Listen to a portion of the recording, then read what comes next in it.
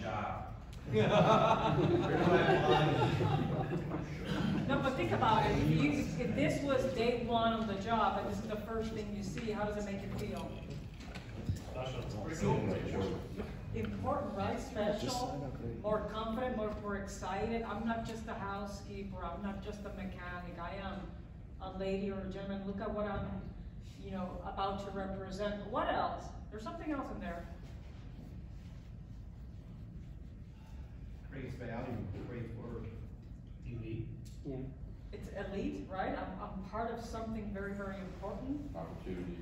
Opportunity, but it's also scary too. I gotta live up to that, right?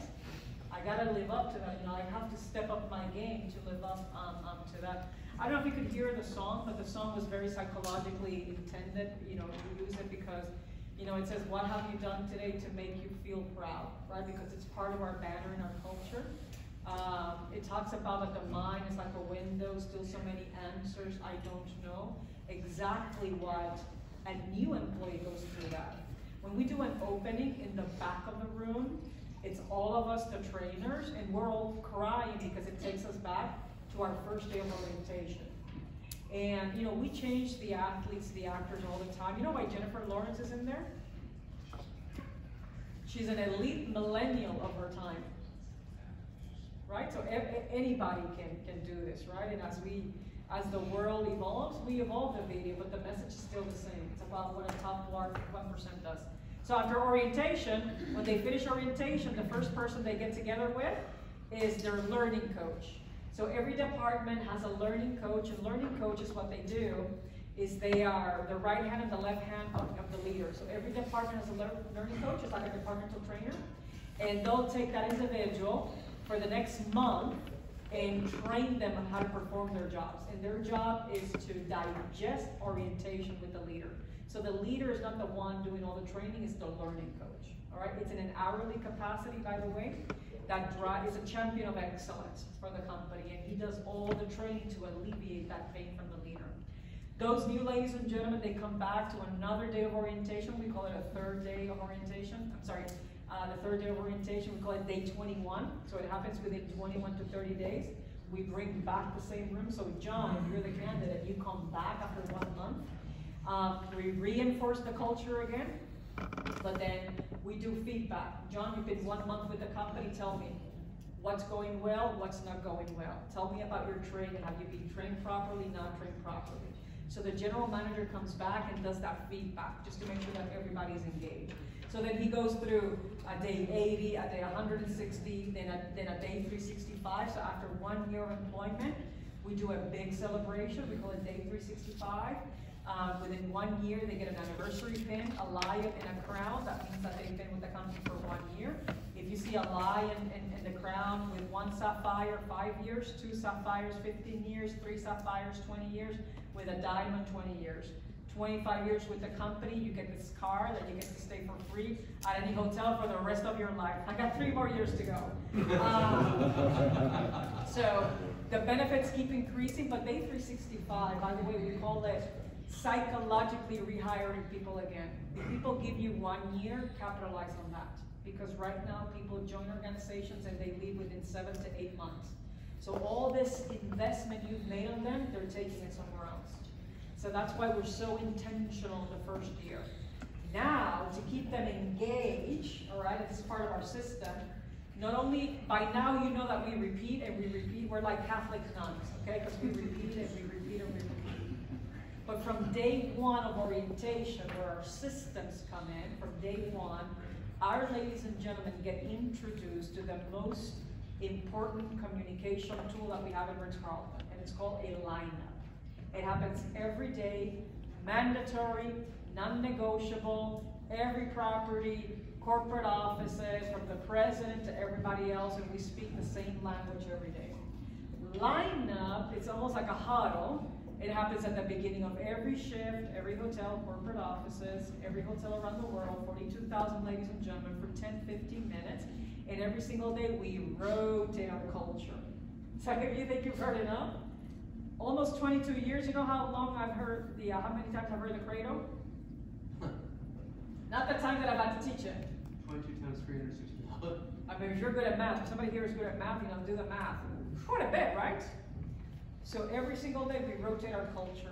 One day is the credo, the next day is the motto, the next day is the 3 steps of service, the next day is the employee promise, the next day is service value number 1, then number 2, then number 3. Once we get to number 4, and today is number 9, I mentioned that earlier. Once we get in a few days to number 12, what comes the next day? Start again. We start again with the credo. So if you're good at math, we hear the credo, we talk about it every 16 days. We get to reinforce what it is, and we get to reinforce that behavior. Every 16 days, we talk about the motto, and we get to reinforce that behavior. Every 16 days, we talk about the 3 steps of service, and we reinforce that behavior, except that the 3 steps of service is the only gold standard that we talk about every day. Because inside the lineup, we have that mystique report that comes out of our database where, I cannot show you this because it has physical pictures of people, confidential, who's coming, who's staying, who's leaving, what do they like, what is their name and last name, right? So every day, we do it all over again. We have a topic every week that we reinforce that topic. This week's topic is the Ritz in Pune in India, and we are showcasing the product. It's incredible. We talk about what sheets they're gonna have in the room. We talk about the amenities in the room. We talk about the restaurant. We talk about how the chef is curating an experience.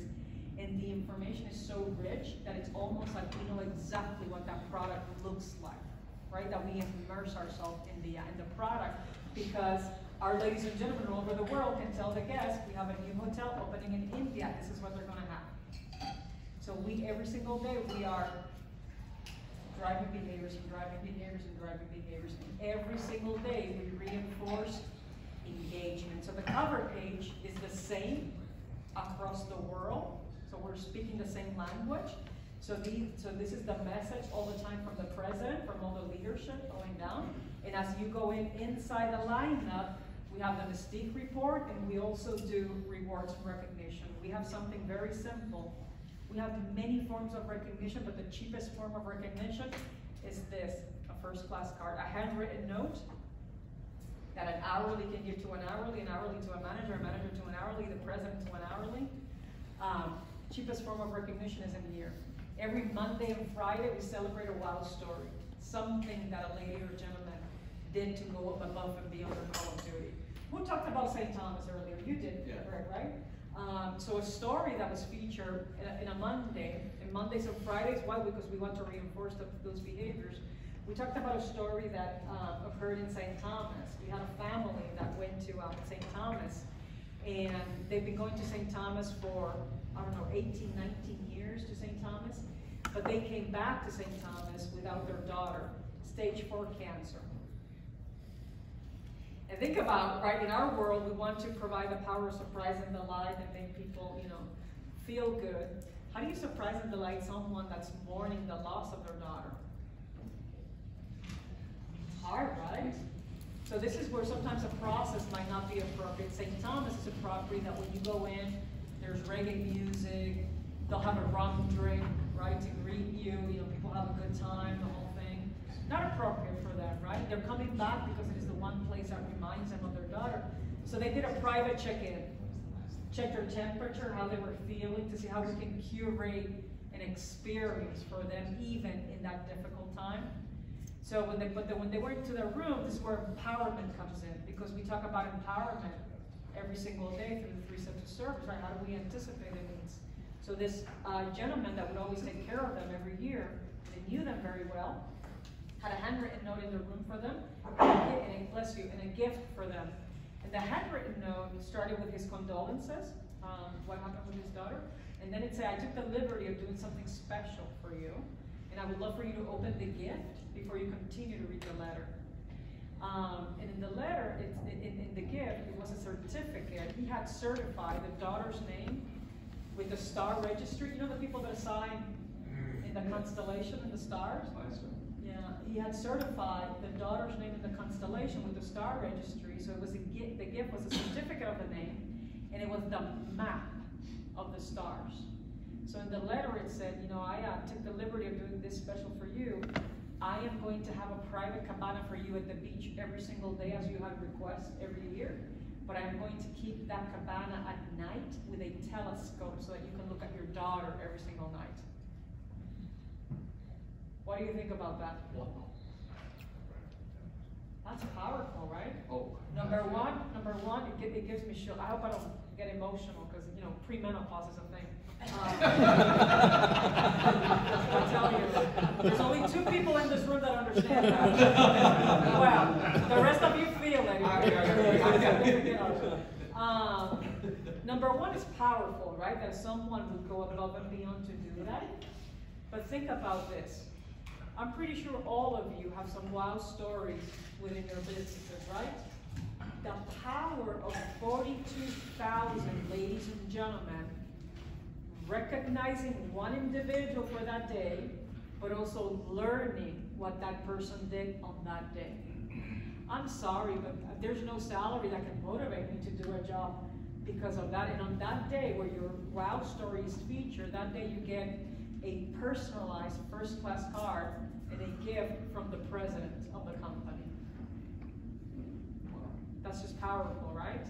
And then we house all of that in a database. Inspire is a database that we have for our ladies and gentlemen. Don't go to the App Store. You're not going to find it in there. We have, in our phones, we have 24/7 access to the culture. We have access to all the wow stories. We can have a wow story, let's say on Friday. However, if I want to drive a message as a leader, I go into the database and I know what the service value is, and I look for wow stories that represent that service value, and I say, team, this is the wow story of today, but I want to talk about this other wow story, because I want to talk about what we can do differently to drive this service value today. Saturdays and Sundays, we do role plays in our lineup. We do the culture, we reinforce the culture, but then in our phones, we have cards in that database, and we pull up scenarios. We have a journalist that's walking in and she wants to purchase this type of car. How do we do it? How do we sell it? Right? So we practice and we practice and we practice and we practice and we practice, regardless of what the position is.